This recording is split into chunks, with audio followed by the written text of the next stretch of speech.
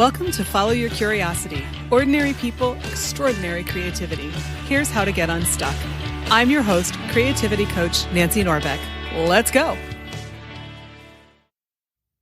Hey, Follow Your Curiosity fans. It's James Marland from the Scaling Therapy Practice podcast. That's the show where I help therapists take their expert knowledge and increase their influence, impact, and income by creating online content and products. Check out the episode number 84, where I go over the 15 elements of a homepage that converts. You are listening to Follow Your Curiosity. Here's your host, Nancy Norbeck. Hi, folks. I have a quick announcement before we get started.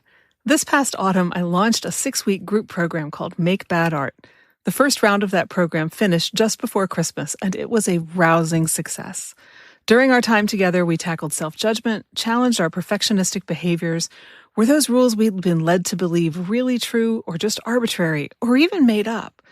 And gave ourselves permission to be our imperfect selves.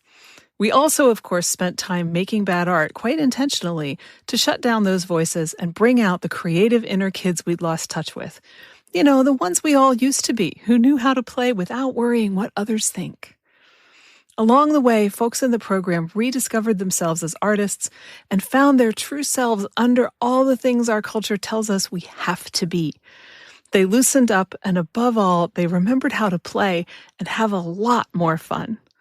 Sound appealing? I invite you to check out the course for yourself. The next round starts very soon on January 20th, and we would love to have you join us. If you have any questions at all, please get in touch with me. I'm happy to help. No pressure, no judgment, just a chat.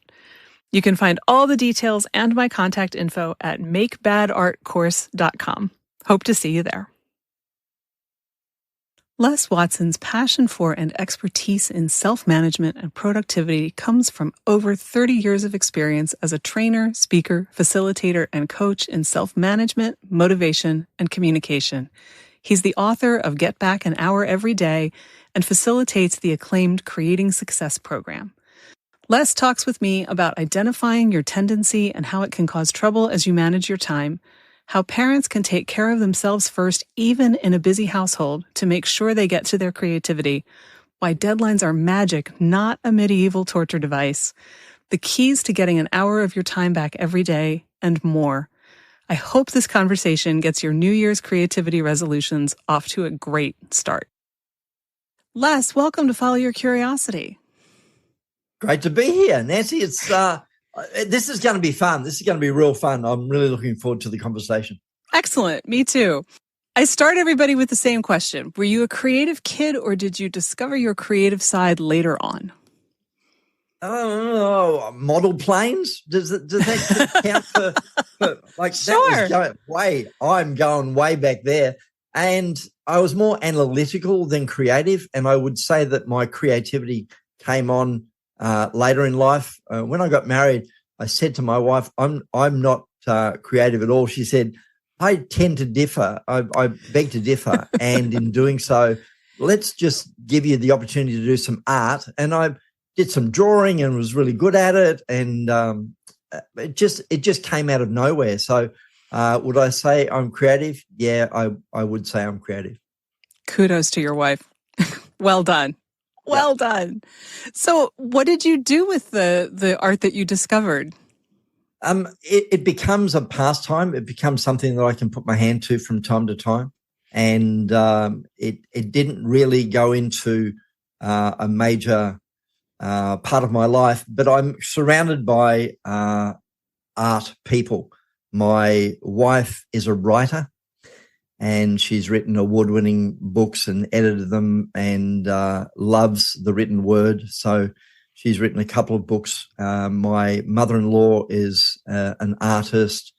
My wife's sister is an artist. My niece is an artist. My son's got good at art. So I'm surrounded by people who have creativity in their veins. And you do too, even if you don't make it your primary thing, which is totally okay. That's part of the point of this podcast, is that you don't have to do it as your primary aim in life. You just need to find time to do what makes you happy anyway, which is why you're here. Indeed. Indeed.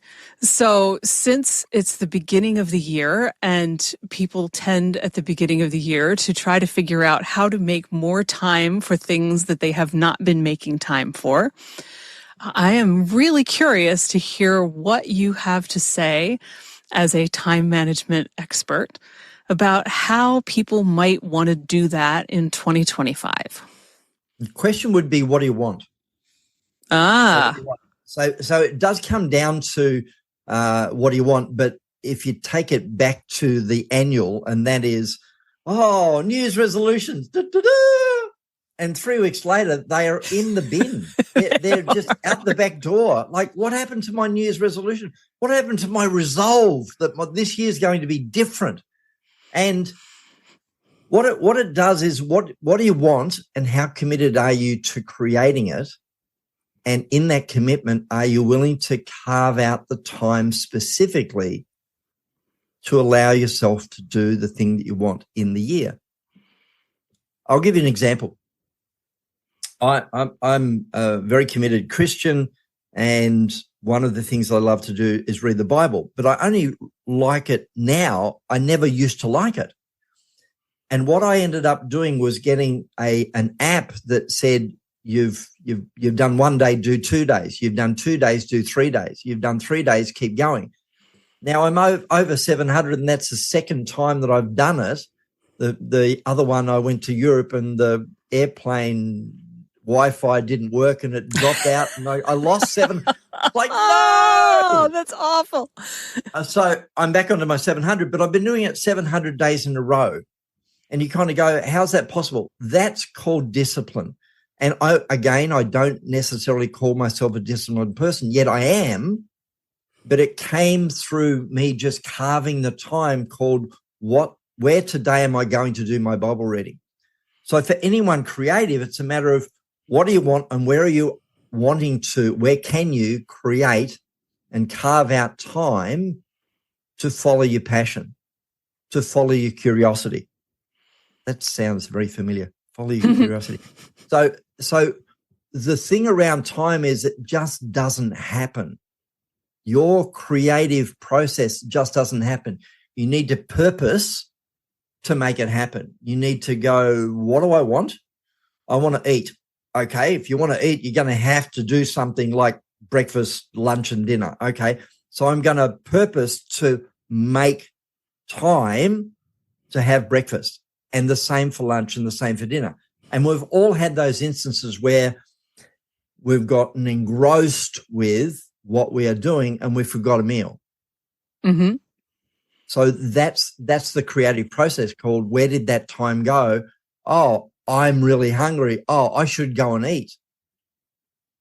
So it's very similar on the back end of that. If you don't carve time out for your passion, you won't find time for it. You need to purpose to create. You need purpose to be the curious person and go in that direction. And the way I do that is, I have a time management system. It's a planner, it's a calendar, doesn't matter what it is, but I actually put it in my calendar so that when there's an appointment with another person, I'll keep it. And I also keep the appointment with myself. So say I'm going to get up at 5 o'clock and I'm going to journal, then the alarm goes off and I get up because I keep my own agreements. The other one that's very, very curious for me is that you can't make an appointment with me at lunchtime. And the reason being is that I've actually taken it out of my calendar between 12 and 1 because that's the time I have lunch. And it's similar with anybody's life. They can go, you can't get me there because I'm painting. You can't get me there because I'm drawing. You can't get me then because I'm writing. Are you actually carving the time out and making it important? Someone once said, keep the main thing the main thing. And what's your main thing? What's the thing that you want to do? What's that passion that drives you? And are you wanting this year to be different than other years? Are you wanting to go up a level? Are you wanting to create more? Are you wanting to do more? You need to be purposeful. And for me, it's two things, two words come to mind, and that is leadership and discipline. Leadership and discipline, leadership and discipline. For you to create in your life, you need to be the leader of your life. No one's actually going to come and wave the wand and go, woo, there's all the time. Woo, there's a space. Woo. They're not going to do that. It's you as the leader to say, no, today I'm going to, at this particular time, do this activity for this period of time. And funnily enough, I've mapped it out for the whole week. So whether that's every day or every second day or every third day, it doesn't matter. But are you purposefully leading your life to make things happen? That's number one. Number two is discipline. Once you do it once, do it again and again and again and again and again. If you have a look at the Olympic sports people, and let's just take swimming, for example, there's on a swimming pool, there's a black line, and these swimmers follow the black line and follow the black line and follow the black line and follow the black line. And it is boring as all get out, and it hurts, and you have a bit of fun at the end of the pool, but the rest of it is just black line, black line, black line, black line. For runners, it's tarmac or road or concrete or grass, doesn't really matter. But it becomes a thing of 1 foot in front of the other, 1 foot in front of the other, 1 foot in front of the other.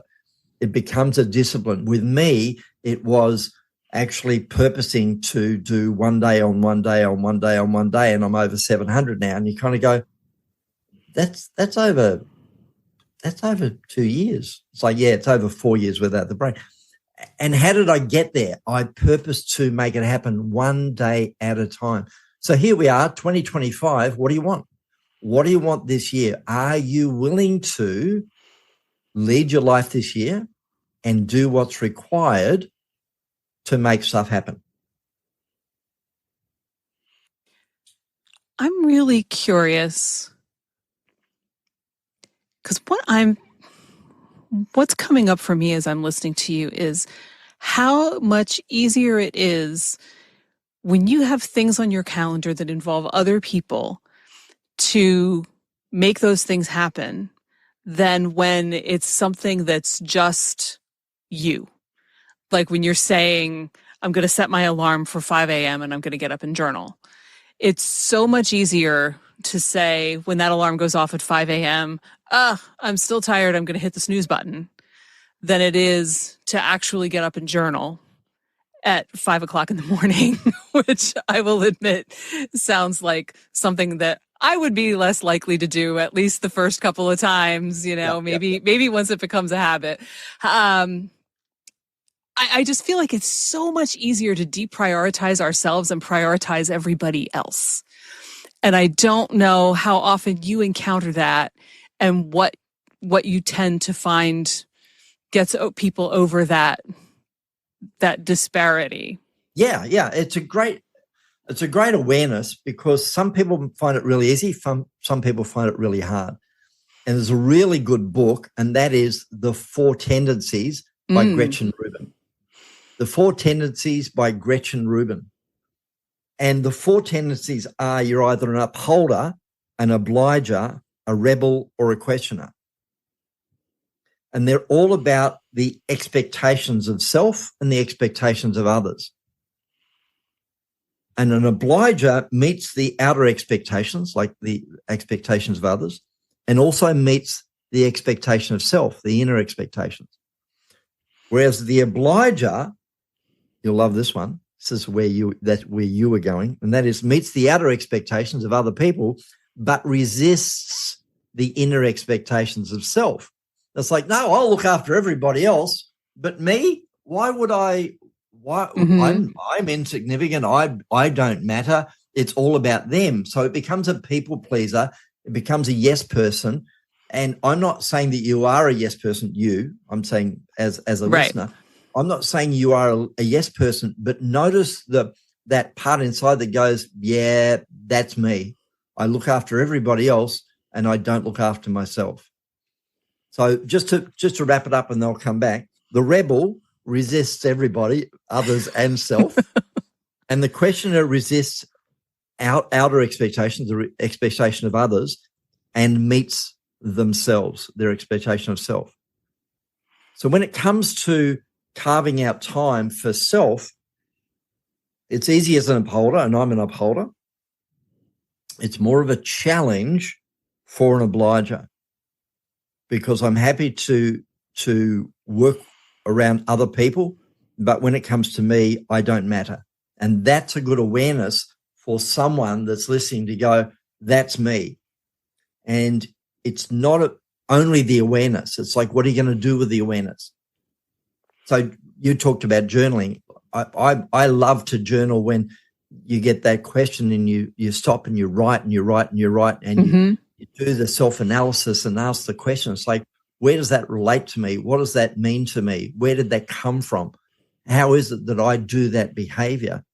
And am I willing to do something about it? In doing so, what is that first step? Are there people around me that I can ask the question of and get support from and help from? So it's a very good one. It's a very good one. Carving time out for self is a challenge for a lot of people, where they'll go, oh, I lost the day and now I don't have time for me. And I'm going, the oxygen theory says in the aircraft, if it depressurizes, a mask will fall from the space above you. Grab your mask and put it on yourself first, and then assist others. I'll say it again. Put your own mask on before helping others. So oxygen theory, when it comes to looking after yourself and being creative, it's a thing of, where can you look after yourself? Where can you carve time as the first thing and put everything else around it? And for those that are challenged with it, at the back end of the day, I'm saying put it in the front end of the day. So you can give yourself a big tick. I was able to paint. I was able to draw. I was able to run, write, meditate, whatever it is, at the front end of the day, because I carved that time for myself. That makes sense to me.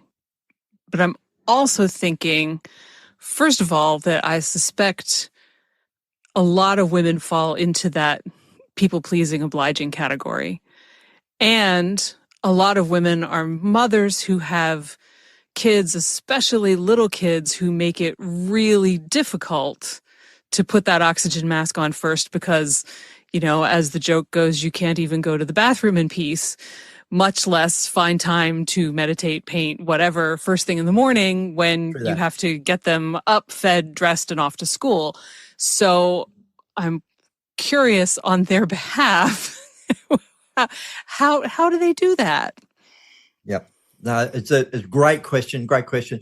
It's a thing called boundaries. Do you have boundaries? Do you have the ability to set up boundaries in your life? Now, when you've got little kids and you can't go to the bathroom on your own, you can't carve out a minute, 2 minutes without a toddler going, mum, mum, mum, mum, mum, mum, mum. It is a challenge, but as they get a little older, you can set up where mummy needs, daddy needs time out. So whether that's a minute, 2 minutes, 5 minutes, 10 minutes, and you can start the process of having a boundary where I have my own person, you have your own person, and we do need time apart. Could we go into the psychology of that? Sure. Of course we could, and I'm not going to. However, there is a thing of setting up boundaries so that you can carve your time out. So let's just take that step forward into teenagers. It's like, mum, I need, dad, I need. It's like, yeah, and according to the schedule, I said I wasn't available at that time, and we agreed on that at the beginning of the week. So I'm not changing my schedule because of your emergency, because I need to look after myself. And I know that's tough for some people. It's so tough to actually put in a boundary and go, no, we had an agreement and you're breaking the agreement and I don't agree. So based on that, you can do that with teens, and you can also do it in relationships. Now, here's where the dilemma comes, and you've already said it, and that is, as a wife, as a mother, sometimes in an adult relationship, it does come down to saying no. And that's not N-O. It can be, that's not going to work for me right now. I need to take time out. That's really important for me. So can we get that at 3:00? Can we do that one tomorrow? I really want to spend time with you on that thing, but now is not an appropriate time because I'm doing something else. Where it's taking back your power to do the thing that you want to do. And a lot of times it doesn't need to be creative. It can be stop and still and rest. I had someone only yesterday say, "Are you sure you're stopping or are you resting?" And I went, "Yeah, you're right. I'm really resting." Why? Because coming off an illness, and I'm normally go. Even in our conversation previously, I got up at 4 a.m. this morning, and that's just because I went to bed early. However, I'm resting in it rather than, well, where's the next thing I need to do? I have to. So can you rest? Are there times? I've got a wheel of life, and a lot of people have heard about the wheel of life. And if you want to hit me up for the wheel of life, I'm happy to send it to you. And it looks at 10 areas in your life, and in those 10 areas, your level of satisfaction in each of them. Creativity being one of them. But if you don't have them in balance, you don't have a wheel that works. You have it out of balance and it becomes wonky, and the journey of life isn't enjoyable. So based on that, can you work on those areas, particularly now being the beginning of the year? Can you get balance in those areas? Can you work on those areas so that they may not be perfect, but you are giving yourself the opportunity to spend time in those areas so your level of satisfaction in those areas come up? It's interesting thinking in terms of balance. I'm not sure that we think in terms of balance when we're trying to sort of shoehorn something into a busy schedule, but that seems like an important idea, because you do want to have, you don't want to have too much of one thing and not enough of another, and shoehorning something in usually means that you're squeezing a tiny bit of something in when you'd really like more of it. Correct. And it's, I like your term of shoehorn, because the term is, well, how do I fit it in? Because we can't do everything. We just can't do everything. You can't do everything, but you can do some things. And sometimes you need to let go of some other things to focus on the things you want to focus on, which is the thing of, what do you want this year? What do you want this year? What do you want to do this year? What do you want to create this year? Where are you this year? And again, I've got hours and hours and hours talking about how to do the certain things around productivity and time management, because I've been doing it for so long now. And I wrote a book on it called Get Back an Hour in Every Day. And we could do a whole lot of it, but at the bottom of it, at the foundation of it, is a thing of, number one, clarify what it is you want. Here we are, new year. What do you want? What do you want? What do you want? What do you want? Now, I would have said to people in my circle, let's do that in December. And we're in January. Don't worry about, did I miss the boat? No, you didn't miss the boat. Next year, well, this year, later this year, let's do it in December. But now we're in January. Have you decided? Have you chosen what you want to create for yourself this year? Get clarity on that. Set up structures enabling you to head in that direction, and then choose to have the discipline. Oh, but Les, I'm not disciplined. Yes, you are. You got out of bed today. You ate today. You dressed today. If you didn't dress, that's undisciplined. However, and yeah, let's let that one go through. The thing about that, you are really disciplined. You do have a discipline there. You just need to direct it in the area that you want to go. And boundaries enable you to do that. Boundaries enable you to have that thing of, that's not going to work for me, or I need time for me. Someone once said, we're a human being, not a human doing. Mm-hmm. I like that. We're a human being, not a human doing. And what's that mean? That there needs to be balance, because you can't do and fall into bed at the end of the night and then go again the next day and the next day and the next day. It doesn't work. Yeah, you'll just wear yourself out. Correct. And that's not what you're after. So I've got this process I do with people, and it's getting stuff out of your head down onto paper, and it's everything out of your head. It's what I call incompletions, stuff that you've thought of but not started, things that you've started not continued, continued not finished, finished not acknowledged. And you can have examples of that all through your life, and they are sitting, those incompletions sit in your head and on your shoulder, and they go, Nancy, Nancy, Nancy, Nancy, Nancy, Nancy, Nancy, Nancy, Nancy, Nancy. And after a while you go, shut up. And they don't go away. They just go numb.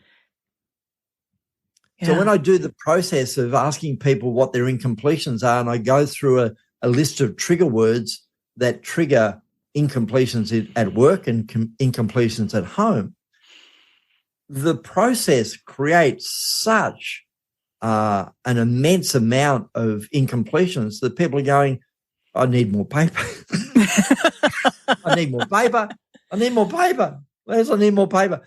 And they get to the end and I go, how do you feel after doing that exercise? And they go, I'm overwhelmed. It's like, well, what happened? Oh, I've just had so many incompletions. I said, well, notice that I didn't do that to you. They were already there. All I did was drain the swamp. And what's left is the incompletions that have always been there, and you haven't addressed them. One of the reasons why incompletions are there is because you don't set deadlines. So if you're writing notes in this one key is to set deadlines for yourself. What can I get done by the end of the day? Get done by the end of the week, get done by the end of the month, get done by the end of the quarter.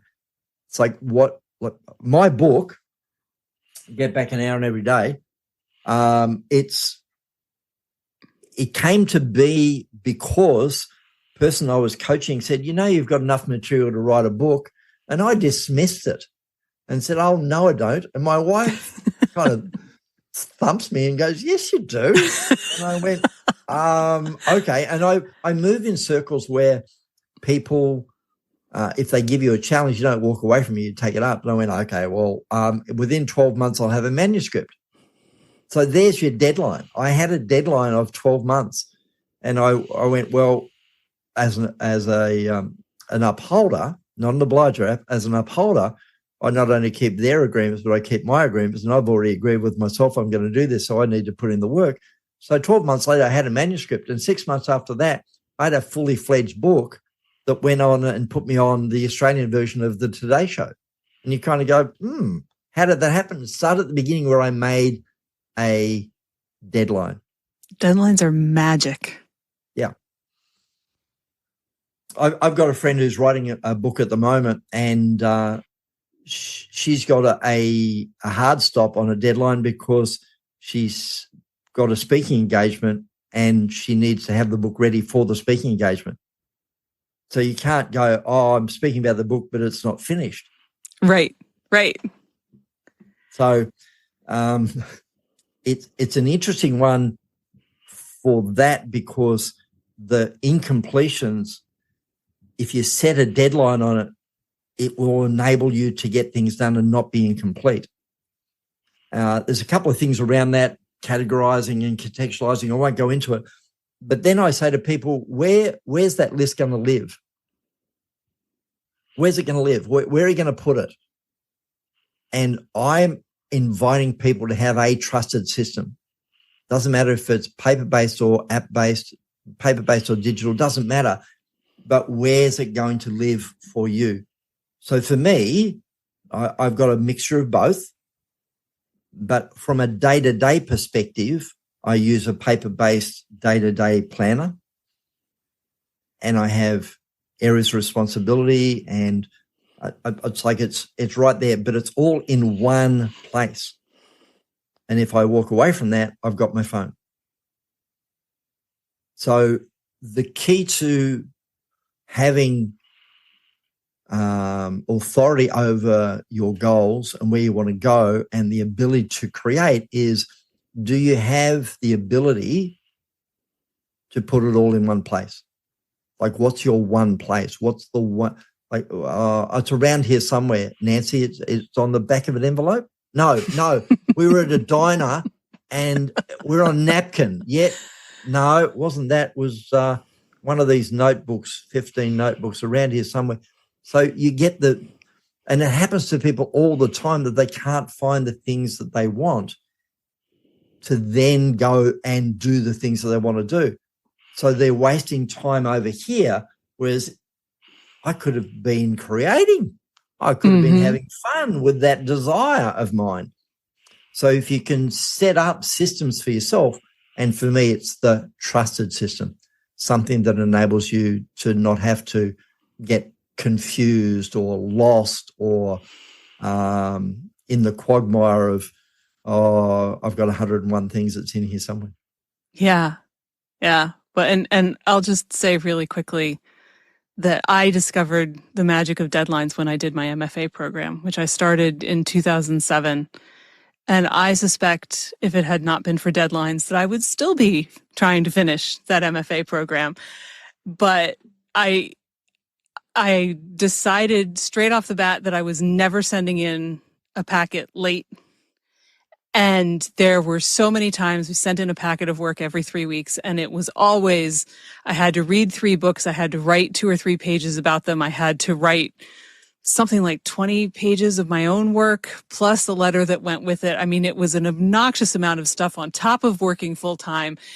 And there were so many times in the middle of that 3 weeks when I would be sitting there looking at it all going, there is no chance that I can finish this and send it in on time. I never sent in a packet late. And there were so many times that I was sitting there sending it off going, I literally do not know how I got this done.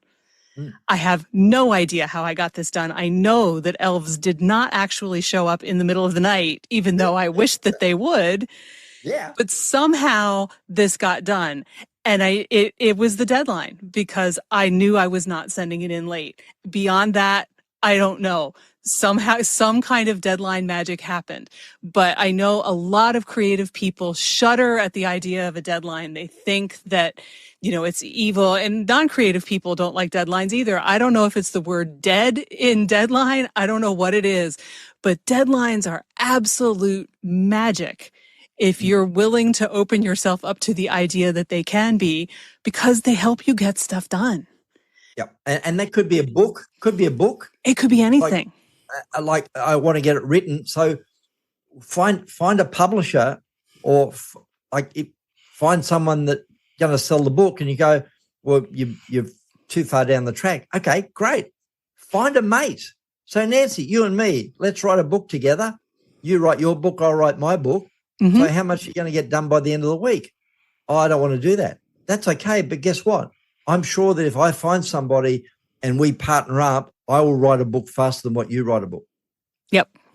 So, for example, if your creativity is art, enter an art show. Yeah. And in doing so, you go, by November, I'm going to have 3 pieces of art to enter that art show. Guess what? That deadline will make things happen.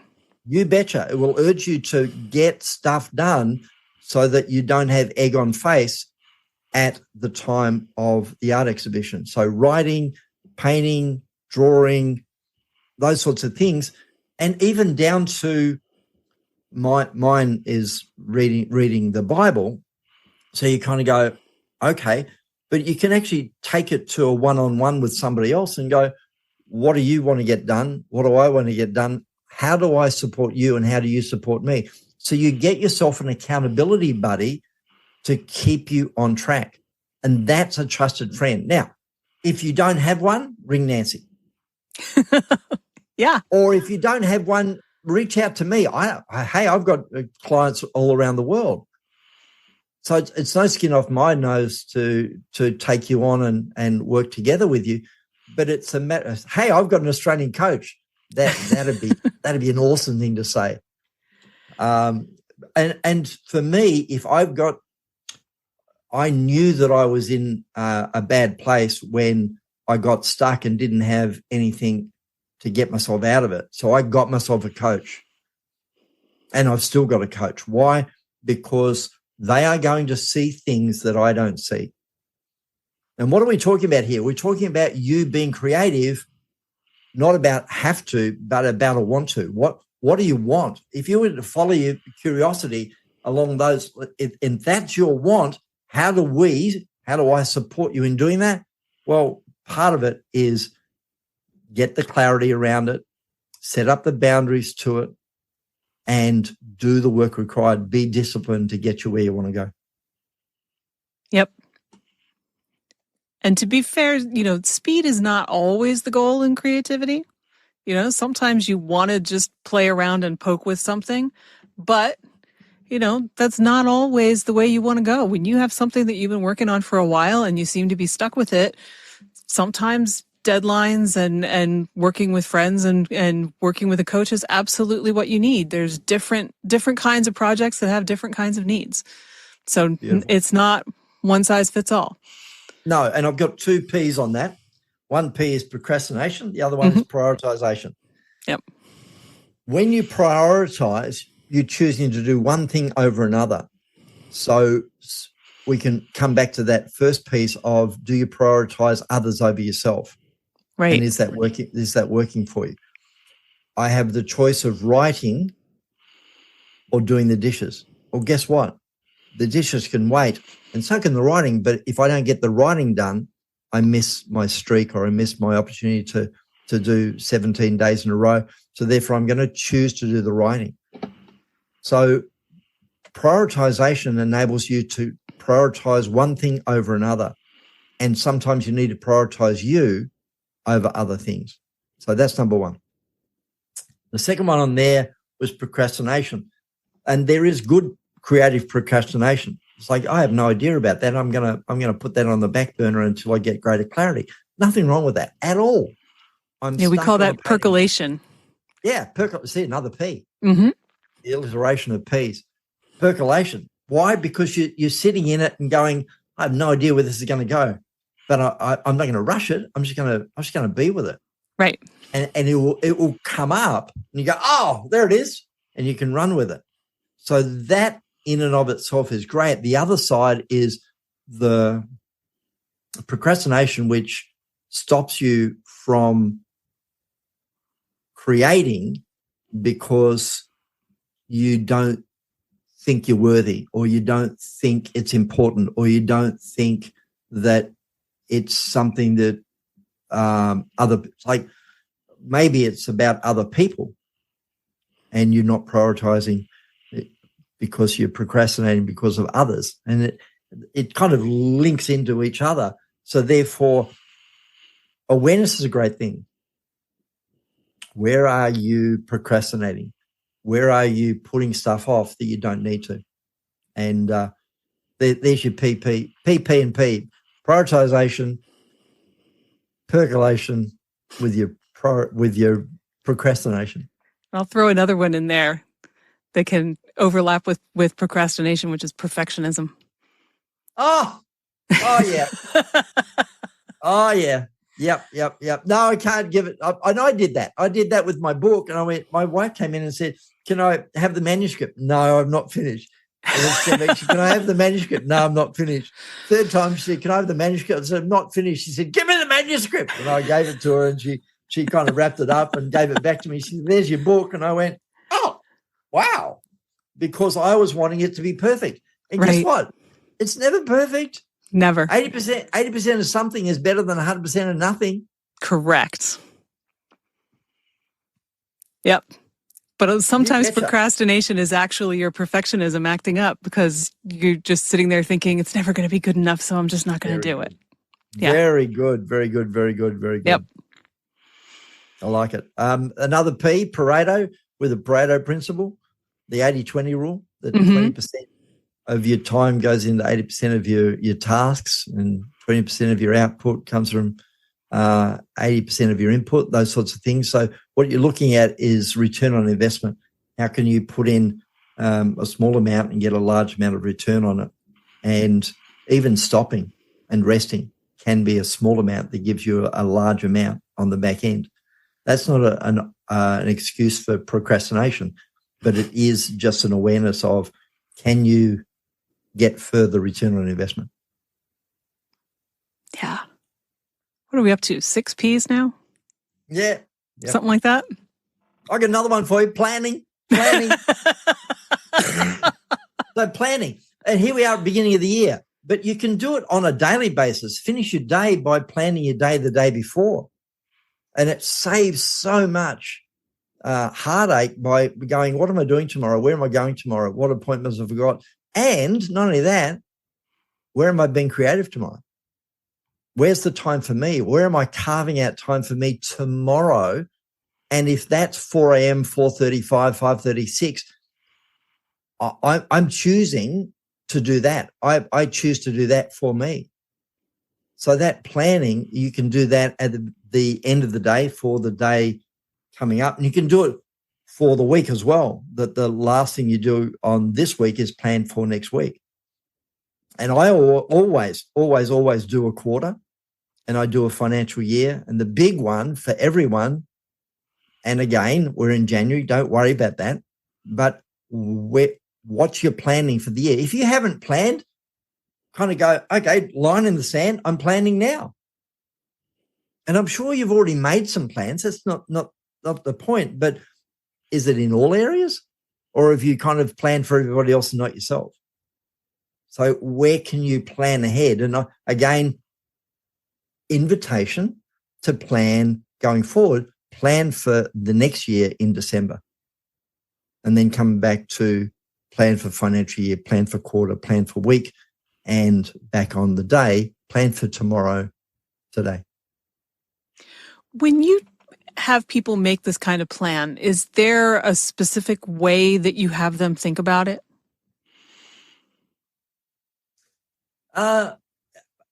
I like the way we started, and that was, what do you want?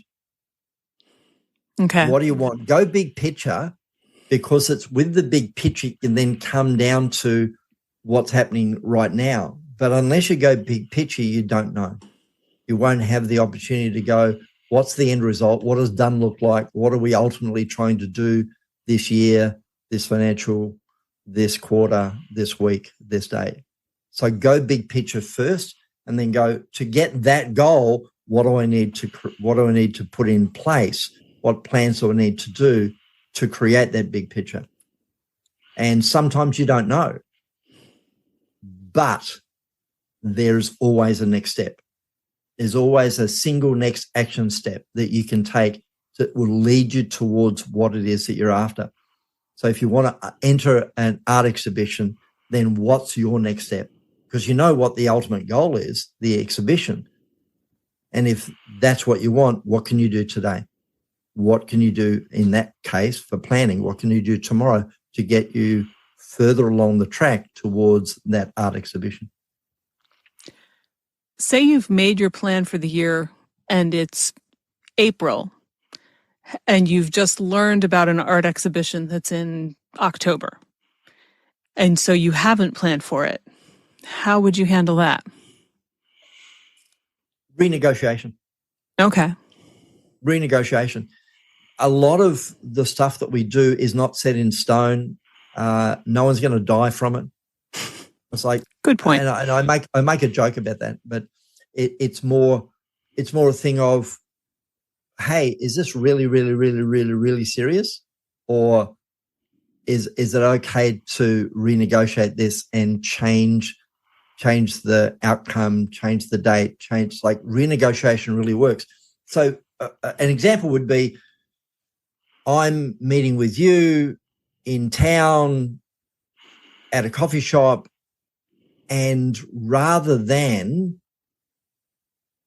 in my haste, I've left it really late, and lo and behold, a traffic jam. So rather than not actually not arrive on time, I'm going to ring you and renegotiate the start time, the meet time. Why? Because I'm stuck in traffic. So in that renegotiation, we keep our agreement because you're communicating with me. So in that renegotiation, it's an opportunity to go, oh, no, that's okay. I'm happy here, listen to the birds and doing some people watching. No, take your time. Don't rush. Or the person can say, oh, I only had the 15 minutes that we had and you're going to be 15 minutes late. Why don't we renegotiate and reschedule for tomorrow? Oh, I can do tomorrow. And you go from there. So the relationship in the communication enables both parties to go what works and what doesn't work. So if you're headed towards something and things move, renegotiate. It's okay. It's okay to renegotiate. It's not a matter of it's set in stone. It's not a matter of you can't renegotiate or your things will happen. No, just renegotiate. How's that? Sounds good to me.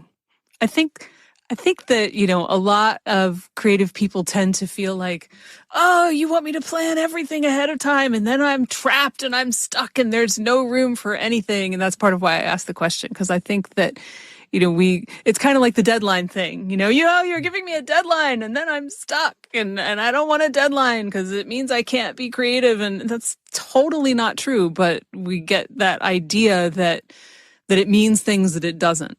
So. Yeah. And what do you want? What do you want? What do you want? What do you want? What are you willing to give up to get there? What are you willing to do to be creative?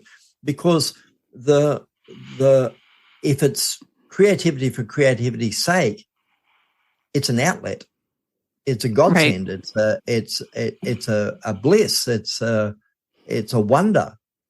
I get to play over here and have wonder and creativity and fun for no other reason than creativity and fun.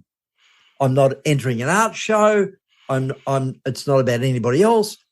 But guess what? If you've carved the time out, if you've purposed to do it, you get to look after yourself in that. Yeah. As opposed to, push to get a result for somebody else or a deadline for somebody else. I'm going, carve the time out for you for no other reason than you're important and you matter and you are important. Yes. I think that is like the really overlooked truth about having a creative practice is that it's just really good for you. Yeah.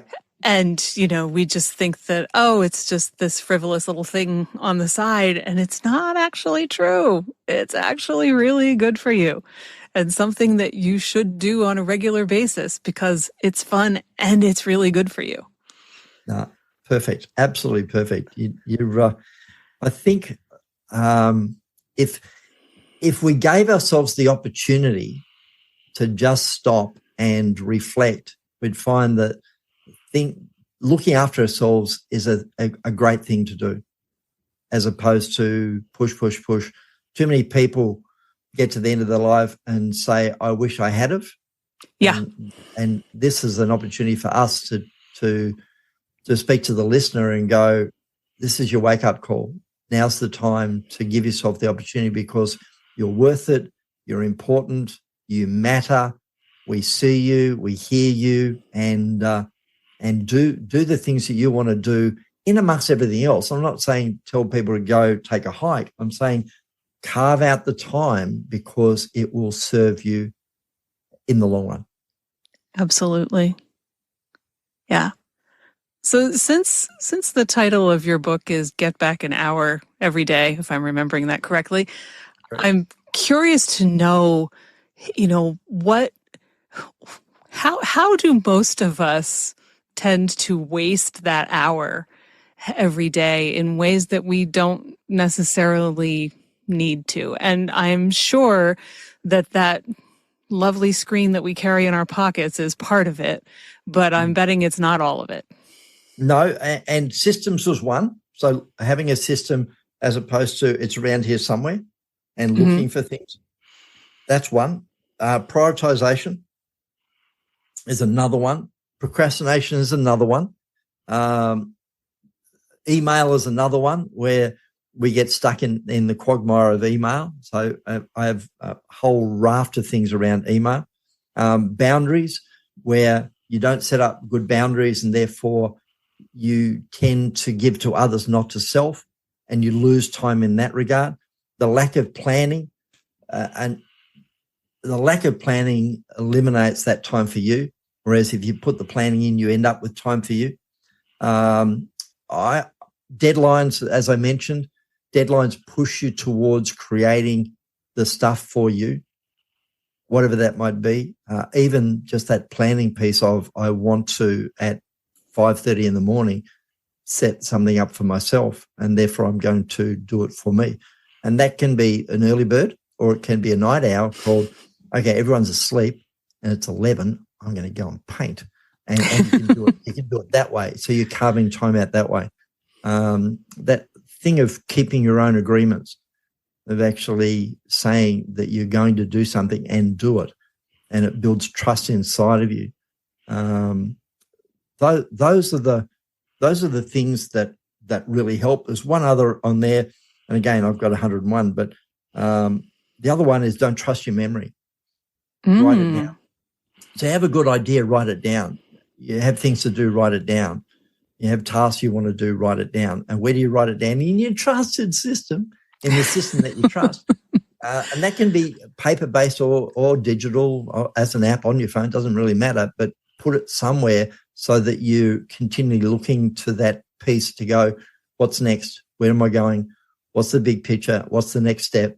What are the actions I need to take? What are the tasks I need to do to get me towards the thing that I want to create? So that don't trust your memory, write it down is a real key for that. So there's, again, the book is available online, Get Back an Hour in Every Day. My website's getmoretime.com.au. It is an Australian website, so don't forget the AU. But there's a couple of things in there. In fact, I do have because it's January, can I give the listeners something? Sure. I've got 25 time tips for busy people. So if you want to, it's either on the website or maybe, Nancy, you can put in the show notes. Sure. And it'll be getmoretime.com.au/time tips, and it'll be in the description. It's just a PDF as a gift from me to you at the beginning of the year, and it covers off quite a few of the things we've already talked about. But happy to have anybody reach out. I'm happy to talk to anybody, help them along the way, and get them more of those times so that they can be creative. That's fantastic. And I know, like, I am so sure that I am not alone in having committed the sin of trusting my memory and regretting it later.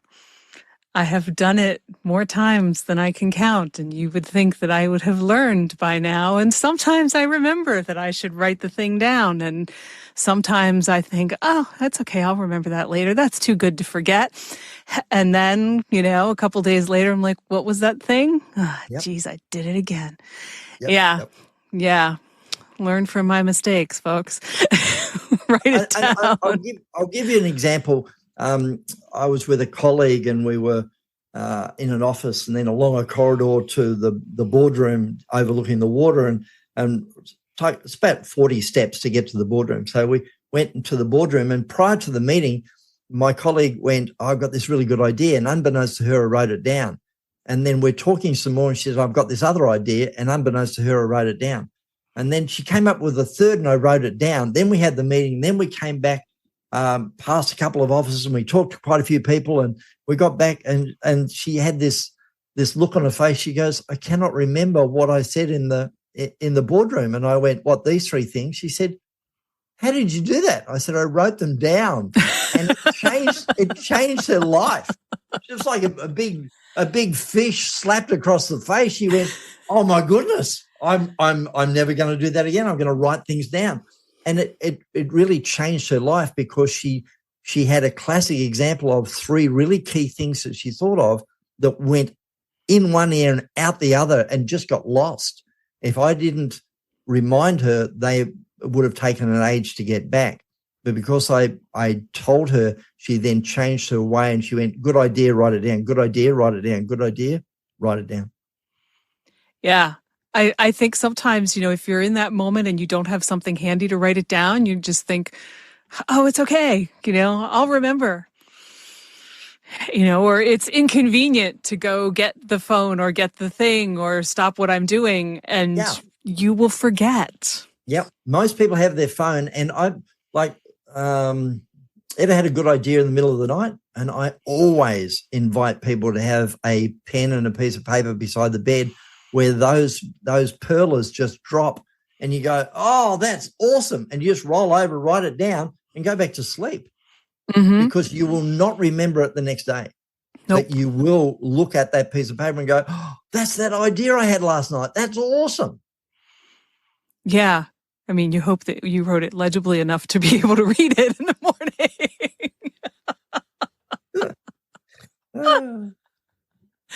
But yeah, it's amazing how many of those things, because, human beings are constant idea generators.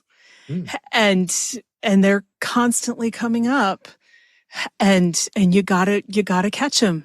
It's like you gotta have your butterfly net at the ready to catch the butterflies that pop out of your head at any given moment. Yep. And if you don't catch this one, there will be other ones, but you'll be going, that one was really good, but I don't remember what the heck it was. Yeah. Indeed. And we're creatives. We are creative by nature. Absolutely. It's a matter of how we channel that creativity. Right. So if you have one thing to leave us with, the biggest thing that you would recommend going into 2025, what would it be? Is leadership. You need to lead your life. This year, lead your life. This year, be the leader. Be the leader, be the leader, be the leader. How can you take control and go, no, not everybody else. And it's not about ditching people. It's about, how do I create the life? How do I craft the life? How do I create, from a creativity perspective, the life that I want this year? What do I need to do? And start to do the plans. So be the leader this year. All right. Well, Les, thank you so much. This has been really, really interesting, given me a lot to think about. Like, I had never thought about boundaries as a time-related thing, but I do now. So I'll be thinking about that for a while. So thanks so much. You're welcome. It's been a great conversation, and look forward to talking soon. That's our show for this week. I'm so grateful to Les Watson for sharing his ideas for a more creative new year, and I hope you'll put at least one of them into practice. If you know someone who would appreciate this episode, please pass it along. Thanks so much. If this episode resonated with you, or if you're feeling a little bit less than confident in your creative process right now, join me at The Spark on Substack as we form a community that supports and celebrates each other's creative courage. It's free, and it's also where I'll be adding programs for subscribers and listeners. The link is in your podcast app, so sign up today. See you there, and see you next week. Follow Your Curiosity is produced by me, Nancy Norbeck, with music by Joseph McDade. If you like Follow Your Curiosity, please subscribe, rate, and review on Apple Podcasts or wherever you get your podcasts. And don't forget to tell your friends. It really helps me reach new listeners.